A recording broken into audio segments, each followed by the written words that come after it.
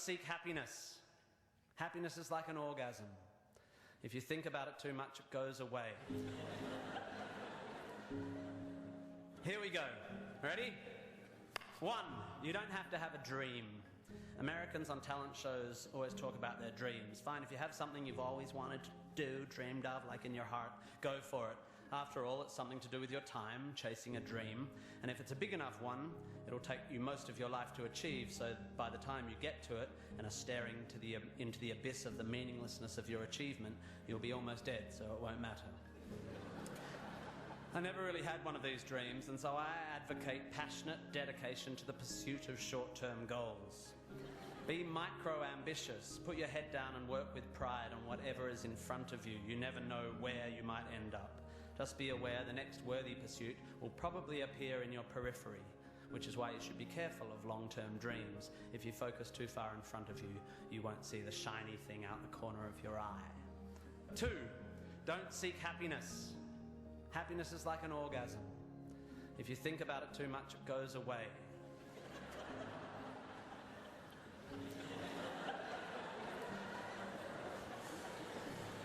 Keep busy and aim to make someone else happy, and you might find you get some as a side effect. We didn't evolve to be constantly content. Contented Homo erectus got eaten before passing on their genes. 3, remember, it's all luck. You are lucky to be here. You are incalculably lucky to be born. Understanding that you can't truly take credit for your successes, nor truly blame others for their failures, will humble you and make you more compassionate. Empathy is intuitive, but is also something you can work on intellectually. 4, exercise. I'm sorry, you pasty, pale, smoking philosophy grads, arching your eyebrows into a Cartesian curve as you watch the human movement mob winding their way through the miniature traffic cones of their existence. You are wrong and they are right. Well, you're half right. You think, therefore you are, but also you jog, therefore you sleep, therefore you're not overwhelmed by existential angst. You can't be can't, and you don't want to be. Play a sport, do yoga, pump iron, run, whatever, but take care of your body. You're going to need it.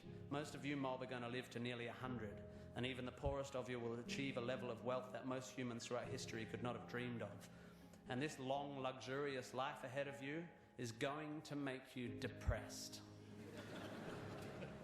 5, be hard on your opinions. A famous bon mot asserts that opinions are like arseholes, in that everyone has one. There is great wisdom in this, but I would add that opinions differ significantly from arseholes, and that yours should be constantly and thoroughly examined.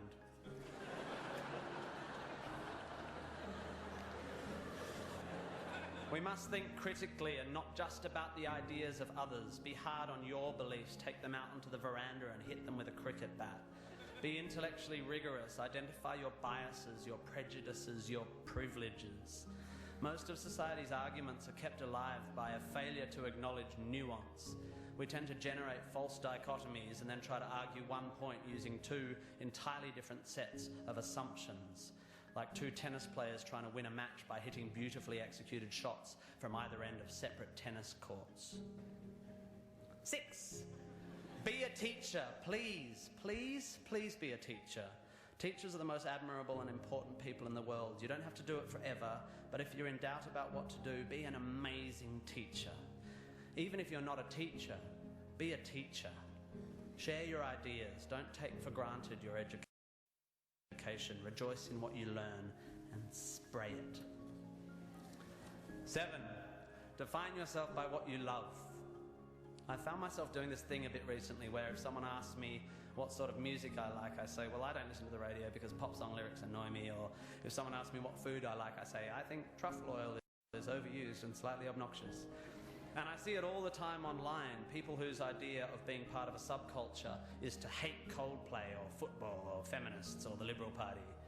We have a tendency to define ourselves in opposition to stuff. As a comedian, I make my living out of it. But try to also express your passion for things you love. Be demonstrative and generous in your praise of those you admire. Send thank you cards and give standing ovations. Be pro stuff, not just anti stuff. 8, respect people with less power than you.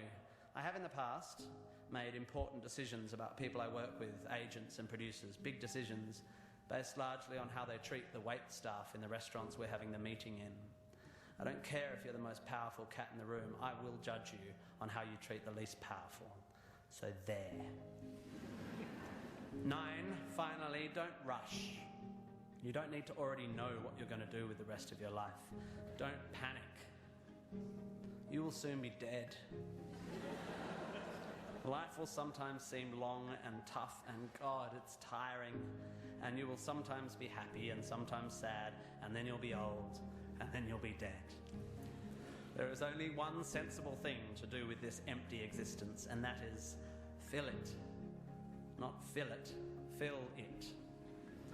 And in my opinion, until I change it, life is best filled by learning as much as you can about as much as you can, taking pride in whatever you're doing, having compassion, sharing ideas, running, being enthusiastic.